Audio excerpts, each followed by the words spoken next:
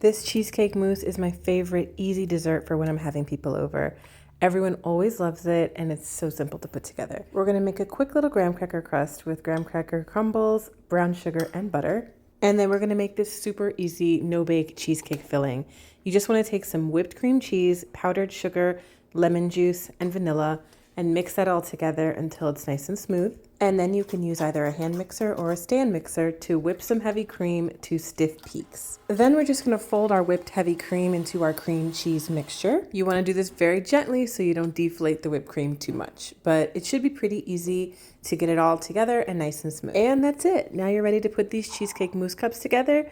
Just put a little bit of your graham cracker crust in the bottom, and then you can either pipe or just spoon in your cheesecake filling, and then you can top it however you like. I like fresh berries, maybe some caramel or chocolate syrup, or some lemon curd would be amazing. You can get the full recipe for this at my website, CheneeToday.com, and I hope you guys like it.